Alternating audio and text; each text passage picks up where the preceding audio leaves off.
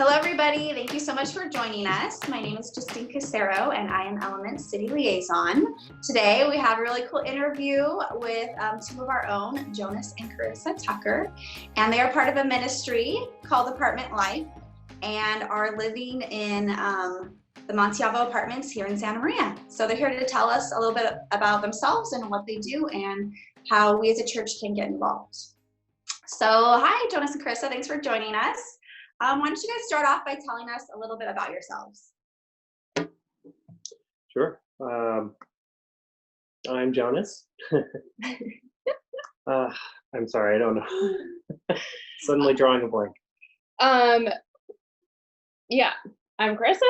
We've been married for coming up around 10 years, which is about the same amount of time that we have been going to Element, actually. You might not see us around at Element very often.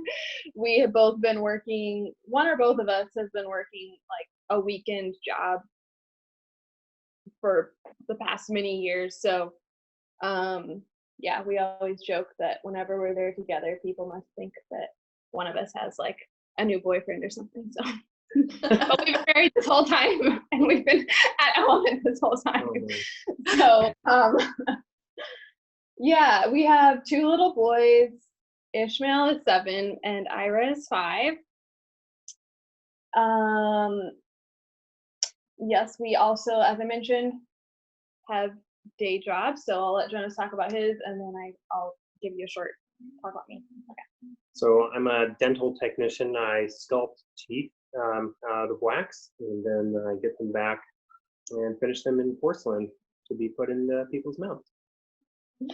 Nice. Yeah, who knew, right? I have all manner of little jobs here and there. Pre-COVID, I was cooking in a restaurant. Right now, what I am probably most excited about is writing for a radio program. So one cool thing about Apartment Life, it is roughly about a 20 an hour a week commitment that can really fluctuate. But yeah, we do have regular jobs on top of that, and kids. Yeah, and Yeah. it's really awesome that I do mostly work from home at this point. So that's great. Whatever I can find. That's great. All right, well, tell us a little bit about Apartment Life. Yeah, so Apartment Life is a missions organization. They recruit teams from churches to typically a couple or.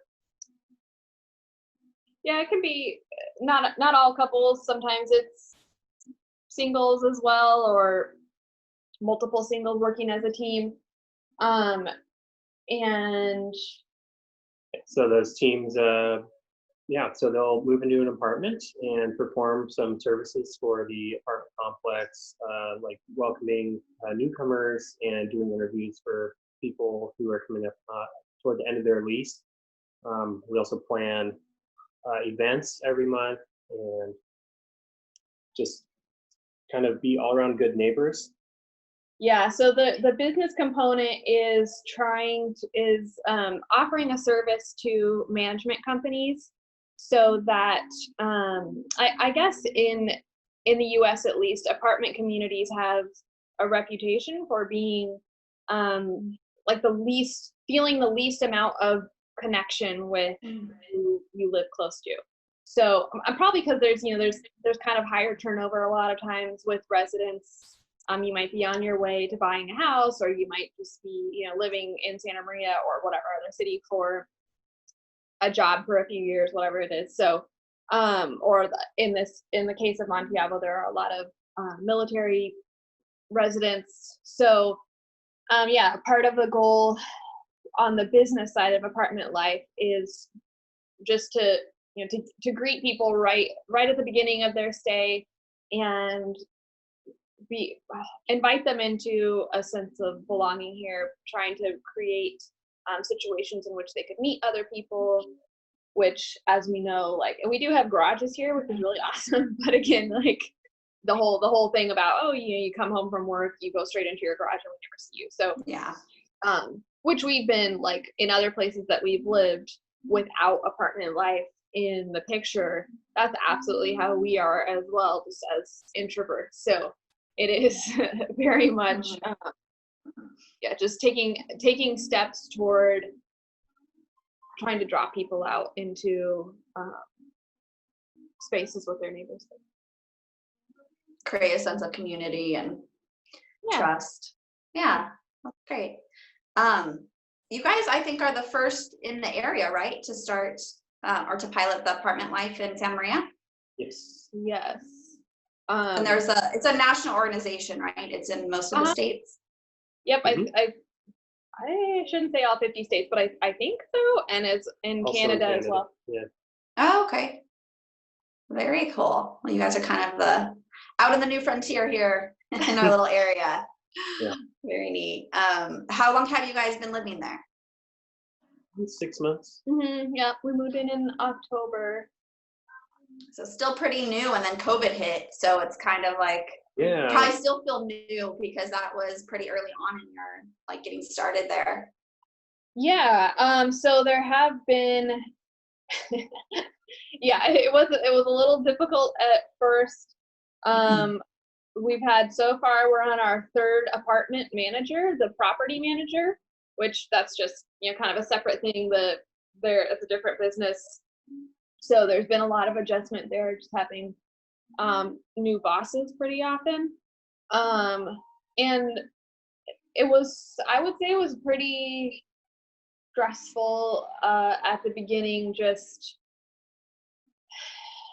trying to make everybody happy, or at least not upset with learning what our role was here, and then trying really hard to get people at events. It is definitely, I think, a learning curve for everyone. It's not, although we're totally happy to do this, a lot of people just send their kids, and it's very difficult to get the adult residents engaged.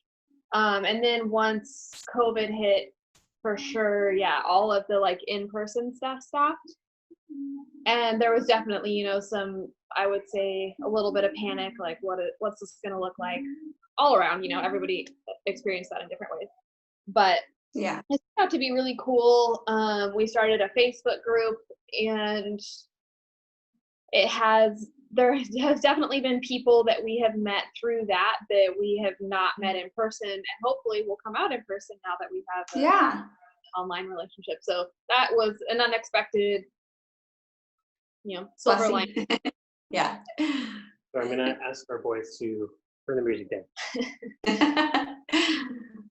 What have been some of the challenges of this ministry? Gosh. Well, I guess we kind of already went over just learning, trying a lot of different tactics to get people to come out, like including ourselves. There's definitely, I would say, a lot of them just want to stay home, and pushing through going into situations in which I know that we're going to be uncomfortable, or someone's going to have something negative to say, even if we did our absolute best. And that was really challenging at first. We're talking about what's been challenging. There are not a lot, but there's a sizable community within these apartments that are Spanish only speaking. So Jonas understands some Spanish. I don't at all. So I struggle with speaking it though. Yeah, so that has been, we would really like, for those residents to also feel included, and that they can have a sense of community beyond. I think they have a great sense of community with one another, but it is hard for us to break into that because there's a language barrier. So language barrier, trying to figure out ways that we can bridge that gap, and not I think sometimes there can be a cultural aspect, maybe some fear about why are white people approaching us. Especially to have the words to kind of say like, we're here to serve you. It like, yeah, well, why are you knocking on our door? So yeah. do you have anything to add for things that are? It can get a little weird if there's any trouble between our kids and like other neighborhood kids, and like try to balance like, ooh, my role as protecting them, as their parents, and not causing an issue with their parents or the kids. So yeah, that would be tricky. Trying to keep them safe, but also not, hurting other people's, offending others, right. If you have different rules or whatnot. So I could definitely see that. Well, would you each be able to share maybe something from your time there so far that has really encouraged you to keep working hard in your ministry? Yeah, so for me, it's definitely the relationships we've formed. There's a particular family, just a husband, wife, and daughter, who we've really connected with, and we've had meals with them, and just really love talking to them and seeing them. And we've invited them to our GC, and they kind of volunteered to keep coming of their own accord. So that was super exciting for me. That's like exactly what we're looking for. So that was super encouraging. Yeah, I think for me, same. Just being able to connect with people last week, I think, and this did happen over Facebook. With it's hard to talk about, and it's a long story, but there is a Black resident who was very offended by something that happened in the Facebook group, rightfully so. But that was the first time in my role as an employee of somewhere where it was really uncomfortable, especially as a white person as well, to basically try and mediate a conflict between residents, and to some extent there were some misunderstandings with management as well. It was really complicated. There was like personal feelings about what's right and what's wrong, and then like when does that come up against an employer? But so yeah, again, long story short, ultimately I felt like I had a really good and very humbling for me conversation with this resident, to learn about how she has felt. And they've lived in this community a lot longer than we have, and really impressed upon me, I think, the hope that as believers and as employees here, that we can be active in making sure that people feel safe and loved and heard. And that was a new level, that I was not aware of. And yeah, so it was really awesome and really hard, and I was really thankful for it. I was glad that happened. A lot of growing opportunities, it seems. Yeah, I mean, for us, I think, yeah, oftentimes I go into things thinking like, oh, I'm going to be so helpful, and really it's getting schooled myself, which not, yeah, things come up that you don't expect. You're dealing with people. Yeah. And like you said, being more introverted, it's definitely, I'm sure, pushing you guys out of your normal comfort zone. Yeah, just really, really thankful.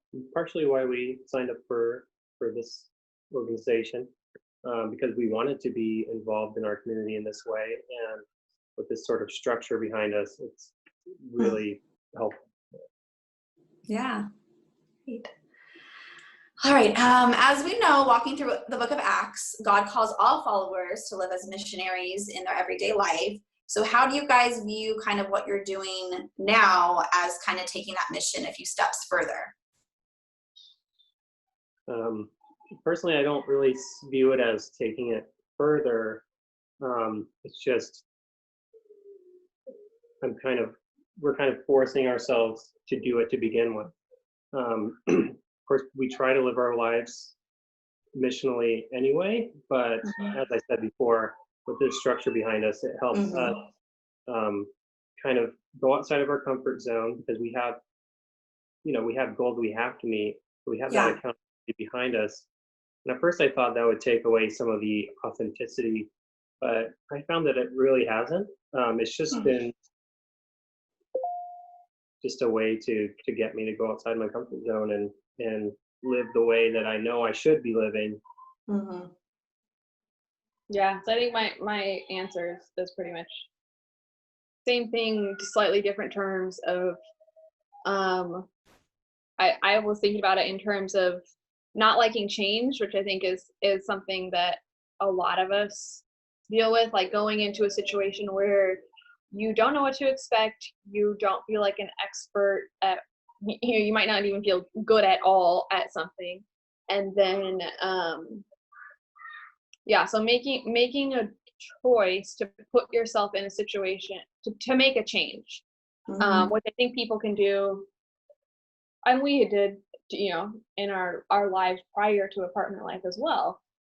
But yeah, I mean, there was I think there were in the first few months, I seriously considered quitting. It was so just the amount of change at the beginning and people being upset with you, getting it wrong, is really uncomfortable. But I also think that if we didn't go through that and didn't continue to put ourselves in that situation, you don't end up having hard conversations, and you don't end up putting yourself in a place where you get to talk to somebody who you didn't already know, or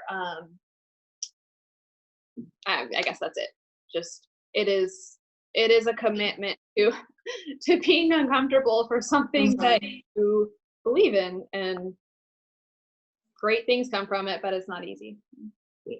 Yeah, definitely. And I know you have experience, with your family as missionaries in China when you were younger, that this is probably looks different, and I'm sure feels different to be like, oh, I'm kind of like this missionary now in the United States, and I'm sure that's gotta feel a little different. Yeah, I think definitely in my family. For any of you who don't know, I'm Steve Pruitt's niece, so there's there's so many missionaries in our family. And I do clearly, yes, there are some different aspects to international missions. I do speak a second language, but it's not particularly useful in family. So that is, ultimately, sure, there are some differences. For me, I make a distinction between having been a missionary kid, and that, that was something that I was aware of as a child. That was my parents' decision. And I wasn't, I was not against it. I was happy to be along for the ride, but it wasn't a decision that I made out of my own convictions. So now I feel like, we made that decision as adults. And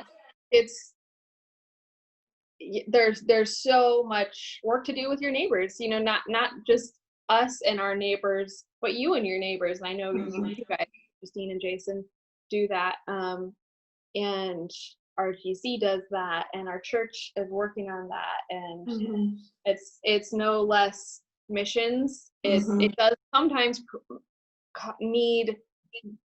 we do need that push to think about our country and our cities need Jesus as much as China, Philippines, or wherever, it doesn't feel as glamorous, I guess, which I don't think any missions is glamorous. It's just hard, but it's also something that it acts, that each of us is called to. So you can totally do it, even not being a part of an organization. Yes, definitely. All right. So as the stay-at-home kind of eases up, how do you guys hope that RGC can be more supportive to you? Yeah, so sometimes we are asked to pass things out to every single apartment, and because of the time commitment that we already have, it can be difficult to do that sometimes. So uh, we could use some help with that occasionally. People to show up to events and just kind of help out, be present. Um, uh, Yeah. Definitely would love to have a translator, maybe up to an hour a month. Like it's pretty low key commitment there. Yeah. Oh, I forgot what I was gonna say. What was the second thing Events. you said? Oh, To be yeah. present at events. Yeah. So we can't. Hopefully, it would be awesome eventually. If we have a ton of people at events, then we can have more people coming to support us. We don't want the ratio to be awkward. Like there's a ton of people from our church and a lot of people. Extra. Yeah, but also, and this is starting to happen as we get to know people better here. We don't have the emotional or time resources to be like really in depth with everyone. So, excuse me.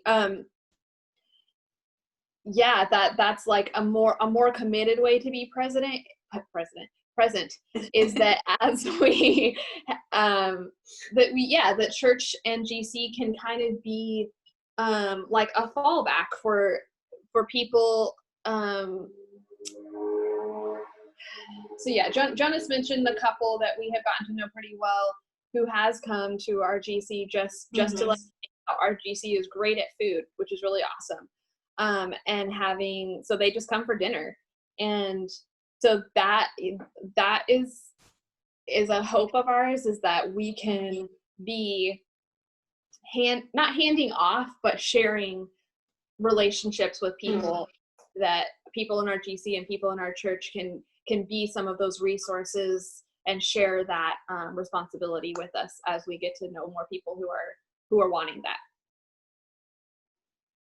That's great. I know you guys mentioned Spanish translator would be super helpful. So maybe there's somebody in the church who's, fluently bilingual who could help. What would that look like for them to help you guys with the translation? So as I mentioned before, we have welcome visits and renewal visits. Normally we go door to door to do those. Right now we're making phone calls. That's mostly what people are answering. So yeah, I can kind of do the in-person interviews, but on the telephone it's next to impossible. So making, usually there are like 15 people moving in a month or something, and maybe a third to half of them will be Spanish speaking. Okay. So yeah, just making a few phone calls, and they're about a minute long each. Yeah, I'd say even less than that is from what I've seen, maybe not. We have gotten some great help from Patty translating written stuff, so that's really awesome. I feel like nice for written stuff. When we get back to being at events or other in person, even like Jonah said, like 1 hour. We usually know ahead of time who doesn't speak any English. So if someone would be able to come onto the property with us for like, if Jonah said, like 1 hour a month, and just do those few doors with us, and just and if anyone wanted to show up to the events, they're often, usually we have food available, and it's free for anyone to come and grab. But to Spanish speakers walking by, sometimes it could just look like we're just having a party. And Yeah. we'll say like, hey, here's some food, you can have some or whatever, and try to invite them in, but sometimes But we can't really have a they don't conversation. understand. Or, Yeah. So there's someone there that they'll feel more comfortable to come and start engaging, and then they'll recognize you guys maybe the next time. Yeah. Right. Yeah. So just having kind of someone to help bridge that gap with that community. That'll be great. Yeah. So hopefully you guys listening out there, you speak Spanish and have about an hour a month, let us know. And it's totally, obviously you'd be volunteering, and you wouldn't be as much or as little of the duties that you would want to participate in. We can, and you get to hang out with us. This is so fun. And there's we're pretty nice. Yeah. So how can everybody stay connected with you guys to learn what's going on? Let me add, we forgot to say this. Okay.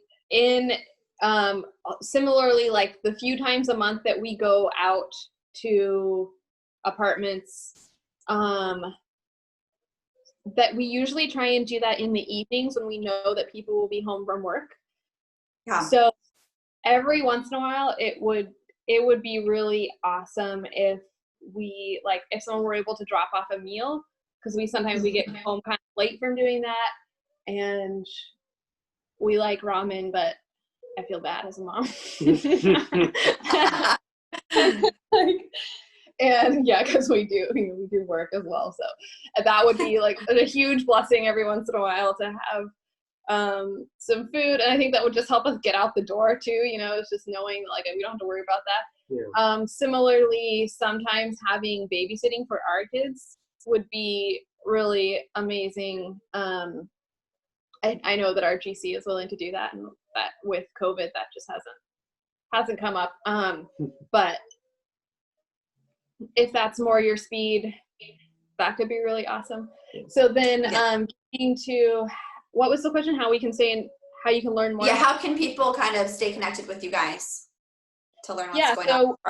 So my goal is we send out a newsletter once a month that's what happened, highlights, prayer requests, stories, pictures.